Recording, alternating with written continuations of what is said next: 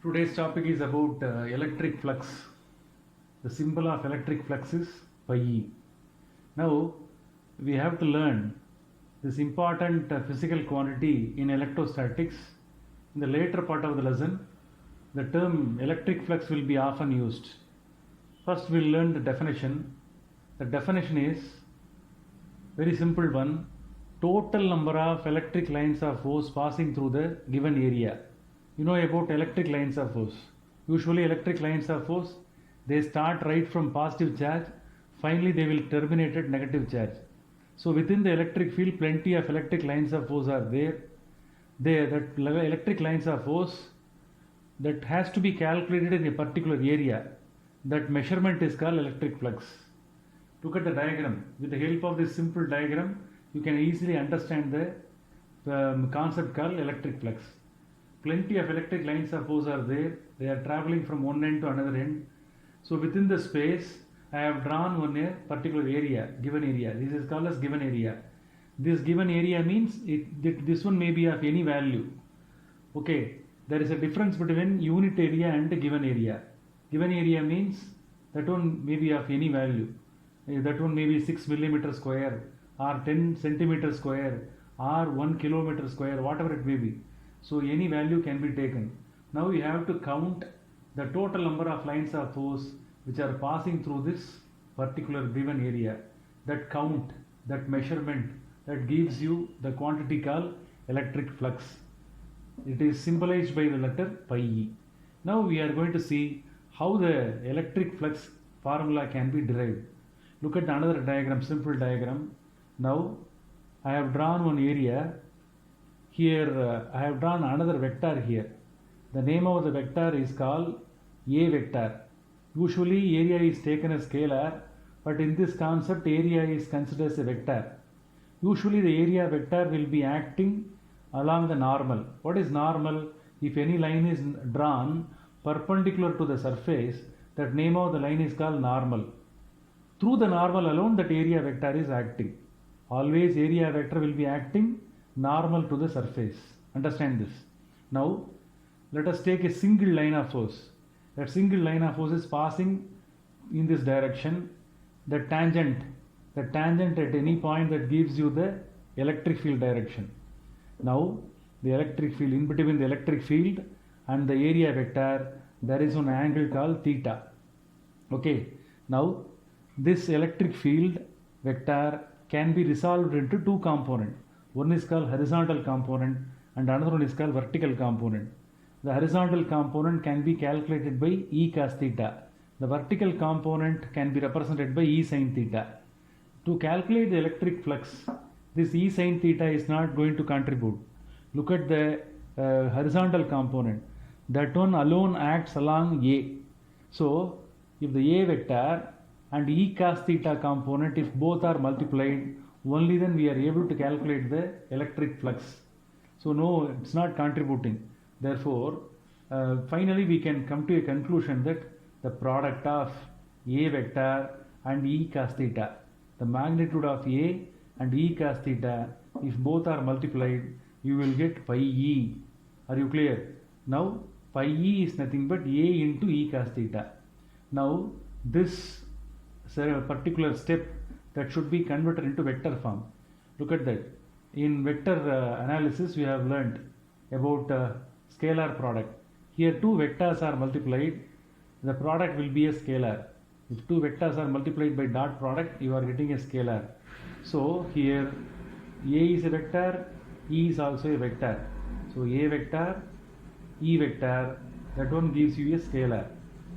Actually, cos theta is removed. After the elimination of cos theta, both can be written in the form of dot product. So if the two vectors are multiplied, you are getting a scalar. Okay, so pi E is a scalar. The electric flux is a scalar. Don't forget, two vectors, that gives you a scalar. Are you clear?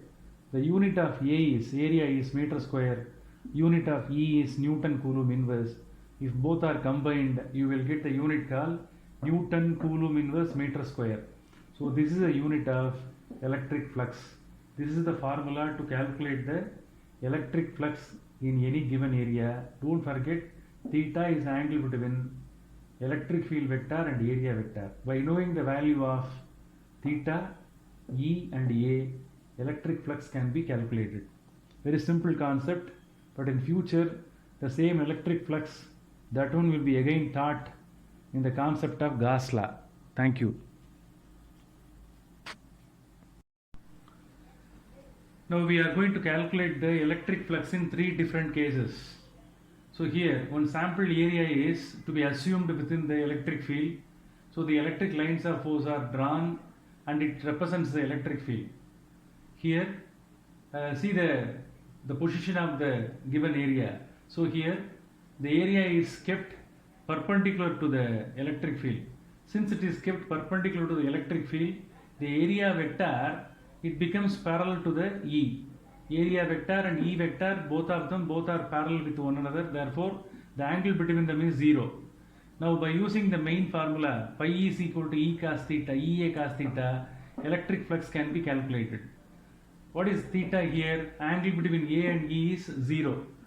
Therefore, cos 0 value is 1. Therefore, you will get the product E and A. So, what is Ea? Ea is the value of magnetic electric flux that gives you the maximum value. So, in this position, what happens? Most of the lines of force are passing through the given area.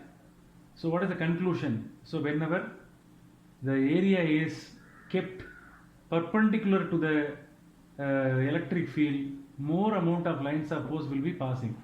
So flux value will also be more. Let's come to the second one. So in the second one, the given area is placed horizontal with respect to the electric field. So what will happen if it is kept horizontal? The normal vector or A vector, both of them will be perpendicular to the electric field. So the angle which is in between A and E is 90. So substitute the value of 90 in cos 90.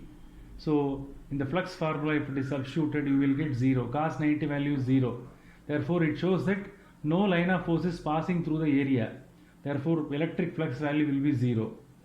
But you can't expect that the angle will be either 0 or 90. So we'll see the another typical angle here. Here, the electric field is acting in this direction. The orientation of the area is slightly inclined. Therefore, area vector, it is orienting in this particular direction.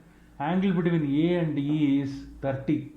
I have given some sample values of E and A to find out the value of pi. E value is 10 Newton Coulomb inverse. Area is 2 meter square. This is the typical value assigned to this area. Instead of theta, 30 is substituted here. And then E value is 10, A value is 2. After cancelling this 2, you will get the answer as 17.32 Newton Coulomb inverse meter square. So this is the unit of electric flux.